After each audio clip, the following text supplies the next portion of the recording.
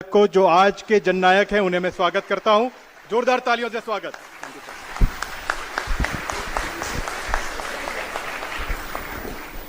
केसी वेणुगोपाल जी, मुकुल वासनिक जी, शक्ति सिंह गोहिल जी, अमित चावड़ा जी, शैलेश परमार जी, तुषार चौधरी जी, मधुसूदन मिस्त्री जी, भरत सोलंकी जी, शिव दहरिया जी, लालजी भाई देसाई जी, कमलेंद्र सिंह जी, स्टेज पे वरिष्ठ नेता और हमारे प्यारे कार्यकर्ता, वर्कर्स, लीडर्स, आप सबका यहां बहुत बहुत स्वागत, नमस्कार।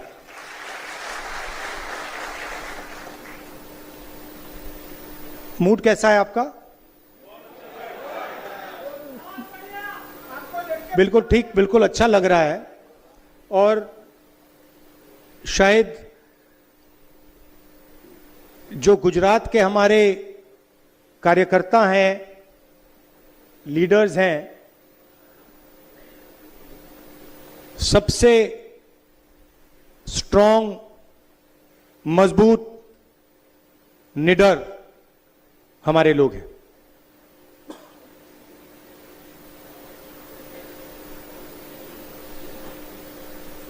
देश में क्या हो रहा है आपको मालूम है। बेरोजगारी, 2-3 अरबपतियों को देश का पूरा धन दिया जा रहा है। यहीं के हैं, आपने ही भेजे हैं अदानी और अंबानी। उनके लिए सब कुछ अवेलेबल है, जो भी उनको चाहिए। एयरपोर्ट, मुंबई का एयरपोर्ट किसी और के हाथ में है, अदानी जी को चाहिए, सीबीआई केस लगता है, झटक से चमकता हुआ बोर्ड अदानी एंटरप्राइजेज लग जाता है वहां पे। पोर्ट्स, शुरुआत यहीं से हुई थी। एयरपोर्ट, सीमेंट, इंफ्रास्ट्रक्चर, सारा का सारा डिफेंस, सारा का सारा इनके हाथ में जा रहा है। और जनता गुजरात में और पूरे देश में बस देखती जा रही है।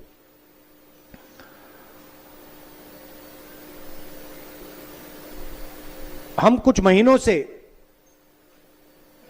इंटरनली खारगे जी और हमारी जो दिल्ली में सीनियर लीडरशिप है, हमारा डिस्कशन हो रहा है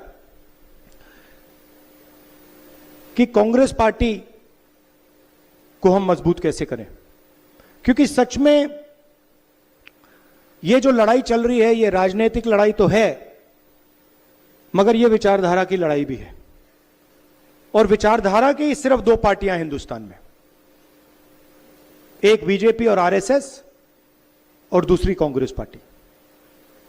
तो लड़ाई इन दोनों के बीच में है। और पूरा देश जानता है, समझता है कि कांग्रेस पार्टी ही आरएसएस और बीजेपी को हरा सकती है।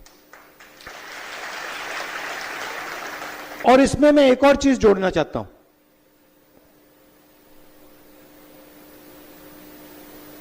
कि सबसे पहले अगर हमने आरएसएस और बीजेपी को देश में हराना है, तो रास्ता गुजरात के थ्रू जाता है। हमें पहले यहां पर जो हमारी ओरिजिनल फाउंडेशन थी, हमारी पार्टी भी, अगर आप सोचें, हमारी पार्टी भी गुजरात से ही शुरू हुई थी। हमारे सबसे बड़े जो नेता थे महात्मा गांधी, वो आपने हमें दिए थे, और सरदार पटेल जी भी आपने हमें दिए। तो हमारी विचारधारा भी, हमारी पार्टी भी यहीं से शुरू हुई है। मगर काफी सालों से हम डिमोरलाइज से हैं। गुजरात में डिमोरलाइजेशन है नहीं है ना? थोड़ी मतलब थोड़ा लग रहा है कि भाई ये बड़ा मुश्किल काम है। तो मैं यहां आया हूं आपको बताने कि ये कोई मुश्किल काम नहीं है, ये आप लोगों के लिए आसान काम है। और आप देख लेना,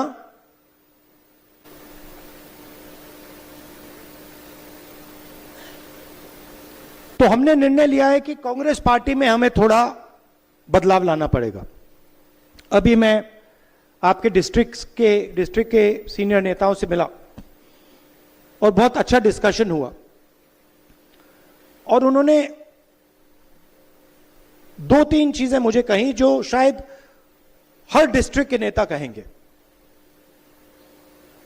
सबसे पहले, जो हमारे बीच में कंपटीशन होता है वो डिस्ट्रक्टिव कंपटीशन होता है, प्रोडक्टिव कंपटीशन नहीं होता है। दूसरी बात, लोकल लोगों को, लोकल डिस्ट्रिक्ट्स के नेताओं को टिकट डिसीजन में शामिल नहीं किया जाता है। टिकट, उन्होंने हमें बताया भैया टिकट हमें पता नहीं कहां से आया, पता नहीं कहां से, मतलब आसमान से टपक के आ जाते हैं, राइट? दूसरी बात जो मैंने पिछली बार कही कि आप लोगों को काफी अच्छा लगा, मैंने कहा कि देखिए 2 तरीके के घोड़े होते हैं, एक रेस का होता है और दूसरा बारात का घोड़ा होता है। अच्छा, उसमें तीसरा भी होता है, उसको जोड़ देता हूं, एक लंगड़ा घोड़ा भी होता है। और आप ही ने मुझे यह बात बताई कि देखिए राहुल जी, प्रॉब्लम क्या है कि कांग्रेस पार्टी कभी कभी रेस के घोड़े को बारात में बेच देती है और बारात के घोड़े को रेस में दौड़ा देती है। तो हम ये बात, इन घोड़ों को हम थोड़ा अलग अलग करना चाहते हैं कि भैया ये रेस का घोड़ा है, ये बारात का घोड़ा है और ये लंगड़ा घोड़ा है, और रेस के घोड़े को हम दौड़ाएंगे, बारात के घोड़े को हम नचाएंगे,